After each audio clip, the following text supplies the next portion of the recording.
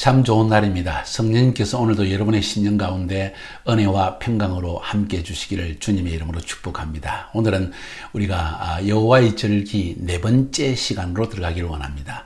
매우 서론적인 부분이지만 우리가 절기를 이해하는 데 굉장히 중요한 개념들을 여러분이 배워나가고 있습니다. 자, 오늘은 그 여호와의 절기는 하나님의 택한 백성이라는 징표다 하는 그런 기본적인 제목을 가지고 오늘 말씀을 들어보려고 합니다. 자, 어제 우리가 배운 것처럼 모에딤이라는 것은 하나님의 예언적 계시이다. 하나님의 예언적 시간표 혹은 칼렌더다.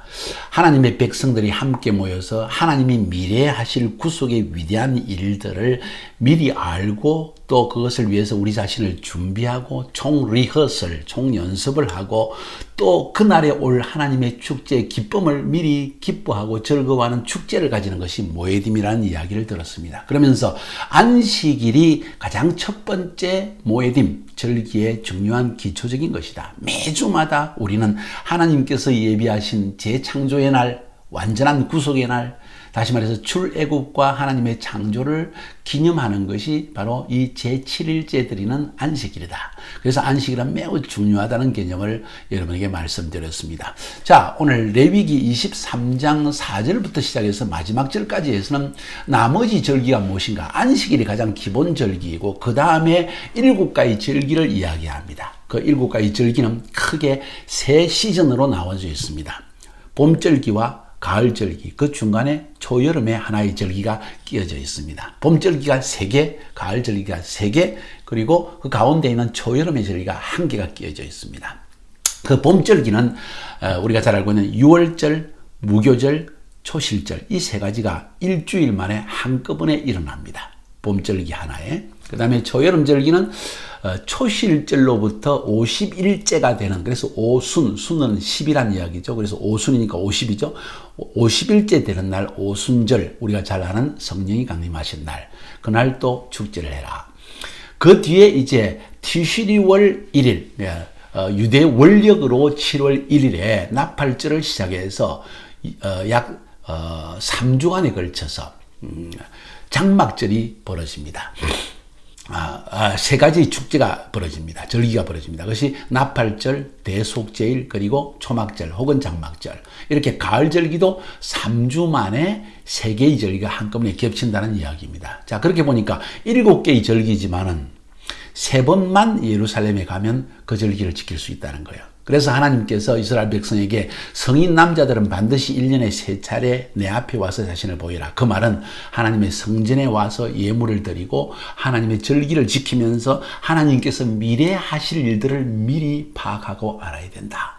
그러니까 이렇게 이스라엘 백성들이 1년에 3차례 봄, 가을, 가장 중요한 봄, 가을, 그리고 초여름에 와서 예루살렘에 와서 하나님의 예물을 드리고 그리고 하나님의 절기를 지키면 하나님께서 구속의 역사 가운데 인간을 위해서 하실 일들을 미리 우리가 다 알 수 있고 그 은혜 가운데 알 수 있고 자신을 준비하고 세속에 물들지 않게 된다는 사실을 성경은 지금 가르치고 있는 거예요. 이게 얼마나 중요한지 모릅니다, 사랑하는 여러분. 자, 그런데 이 7개의 절기를 가만히 살펴보면 그 시즌이 언제 일어나느냐. 첫 번째 봄절기 3차례는 보리추수 때 일어납니다. 보리추수는 우리가 음식을 가장 식량이 다 떨어지는 봄, 겨울이 지나가면서 아무 먹을 것이 없고 과일도 아직 생기지 않는 그때 보리가 첫 추수를 합니다. 그 보리추수는 우리에게 먹을 것을 줍니다. 첫 번째 나오는 열매, 그 해의 첫 열매라고 볼 수 있습니다.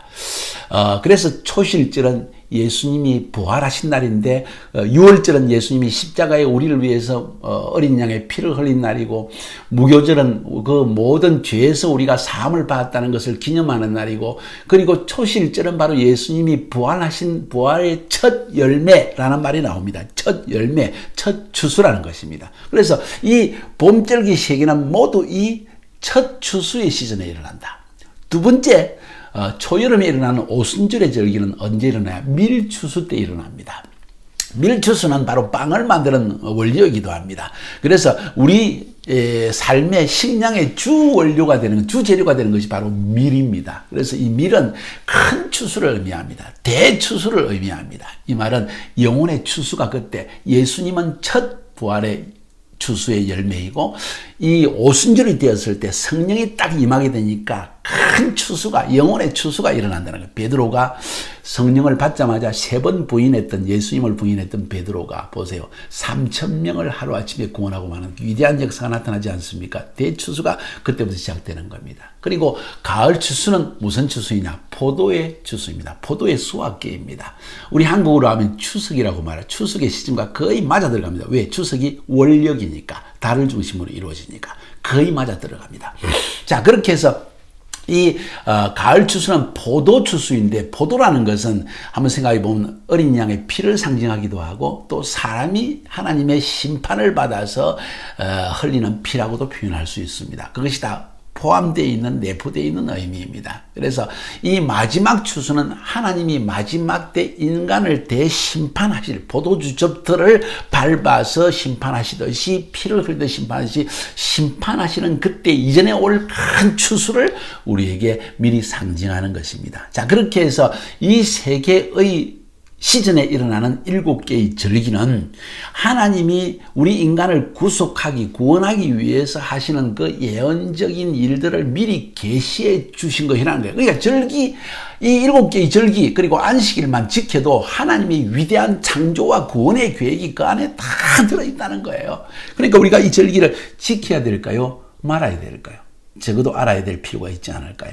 꼭 안 지키면 구원받지 못한다. 절대로 그런 말은 아닙니다. 그건 틀린 말입니다. 그러나 절기, 구약시대 하나님이 택한 백성에게 절기를 주실 때는 이유가 있다는 거예요. 그 절기를 통해서 우리가 하나님이 기뻐하시는, 하나님께서 예비하신 인류 역사의 구원의 계획을 알고 거기에 맞춰서 살아가라. 그래야만 너희들이 세속적인 삶에 빠져들지 않게 된다. 수많은 젊은이들이 세속의 영에 따라서 크로노스적인 타임을 따라 살아가고 있지 않습니까? 그런데 하나님께서 이런 이 하나님의 그 카이로스적인 타임을 우리에게 보여주시면서 하나님이 인류 역사에 대한 전체 계획을 보여주셨기 때문에 이걸 깨닫는 사람, 영적으로 거듭나서 그걸 아는 사람들은 결코 세속에 물들지 않고 하나님의 영을 따라서 정말 구원의 길을 걸어갈 수 있다는 것을 성경은 말하고 있다는 것입니다. 꼭 그렇게 되기를 바랍니다. 자, 그러면서 오늘 한 가지 더 말씀드리고 싶은 것은 무엇인가 하니, 이 말씀을 해마다 그리고 영원한 규례로 지키라. 출애굽기 12장 14절에 보니까 너희는 이 날을 기념하여 여호와의 절기를 삼아 영원한 규례로 대대로 지키라. 왜? 그 절기가 바로 하나님 나라에서 가장 중요한 것이고, 우리가 하나님 나라에 가게 될 때 이 절기의 축제를 영원히 지킬 것이기 때문에 그렇게 하라는 거예요. 자, 오늘은 그쯤 해놓고 이 부분은 나중에 또 다시 설명을 하려고 합니다. 중요한 것은 데살로니가전서 5장 1절부터 6절에 보면 이런 말이 나옵니다. 잘 들어보세요. 형제들아, 때와 시기에 관하여는 너희에게 쓸 것이 없음은 주의 날이 밤에 도적같이 이를 줄을 너희 자신이 자세히 알기 때문이라. 그들이 평안하다 안전하다 할 그때 임신한 여자에게 해산의 고통이 이른과 같이 멸망이 갑자기 그들에게 이르니 결코 피하지 못하리라. 형제들아, 너희는 어둠에 있지 아니하며 그날이 도적같이 너희에게 임하지 못할 것이다. 왜냐하면 너희는 다 빛의 아들이요 낮의 아들이라. 우리가 밤이나 어둠에 속하지 아니하느니 그러므로 우리는 다른 이들과 같이 자지 말고 오직 깨어 정신을 차릴지라. 자, 여기서 이 말의 의미가 뭘까? 그냥 쉽게 생각할 수 있습니다. 그런데 좀 더 이 절기적 개념에 생각해 보면, 형제들아, 때와 시기에 관해서 너희에게 쓸 것이 없다. 여기서 때와 시기는 카이로스와 크로노스에 대해서는 쓸 것이 없다. 딱 이렇게 이야기합니다. 지금 카이로스와 크로노스에 대해서는 쓸 것이 없다. 왜냐하면 너희들이 카이로스도 알고 크로노스도 알기 때문이다. 근데 어떤 사람들은 어두움에 다닌다. 크로노스적인 타임을 따라서 살면서 카이로스를 모르기 때문에 어두움에 다니다가 갑작스럽게 주의 날이 도적처럼 갑작스럽게 임하여서 세상에 어떻게 이런 일을 우리는 몰랐는가, 그렇게 해서 멸망 그리고 하나님의 영원한 심판에 빠져들 수 있다. 근데 너희들은 그렇지 않다. 왜냐하면 너희들은 크로노스적인 시간만 아는 것이 아니라 카이로스적인 시간을 너희가 알기 때문에 너희들은 그 어두움에 다니지 않고 빛의 자녀로서 살아가고 있기 때문이다. 그래서 너희들은 정신을 딱 차려서 카이로스적인 삶을, 계시적인 삶을 하나님의 시간표를 따라 살아야 할 것이다 하는 조언을 지금 바울이 하고 있다는 거예요. 바울이 초대교회 1차, 2차, 3차 전도 여행을 통해서 교회를 설립했을 때 모든 것이 가정교회였고, 그 가정교회에서는 틀림없이 절기를 지켰다는 걸 알 수가 있는 중요한 내용들이 신약 성경에 다 흘러나옵니다. 그건 다음에 또 기회가 되면 여러분에게 말씀을 드리려고 합니다. 중요한 사실은 우리가 크로노스적인 시간이 아니라 카이로스적인 시간을 살아갈 때 세속적인 영의 어두움에 빠져들지 않고 승리하는 삶을 살 수 있다는 사실을 지금 이야기하는 거예요. 그러면서 이 절기의 시간에 그들이 한 일이 뭔지 아십니까? 손목과 이마에 하나님께서 쉐마를 달고 다니면서 하나님을 기억하라고 했습니다. 보세요. 출애굽기 13장 8절부터 10절까지 출애굽을 하고 난 다음에 그리고 하나님께서 유월절을 지키고 난 다음에 이런 말씀을 하십니다. 너는 그날에 네 아들에게 보여 이르기를 이 예식은 내가 애굽에서 나올 때 여호와께서 나를 위하여 행하신 일로 말미암음이라 하고 이것으로 내 손의 기호와 내 미간의 표를 삼고 여호와의 율법이 네 입에 있게 하라. 이는 여호와께서 강한 손으로 너를 애굽에서 인도하여 내셨음이니 해마다 절기가 되면 이 규례를 지킬지니라. 따라합시다. 해마다 절기가 되면 이 규례를 지킬지니라. 다시 해마다 절기가 되면 이 규례를 지키자. 어떤 규례요? 손목을 메고 쉐마를 달고 그리고 이마에다 쉐마를 달아라.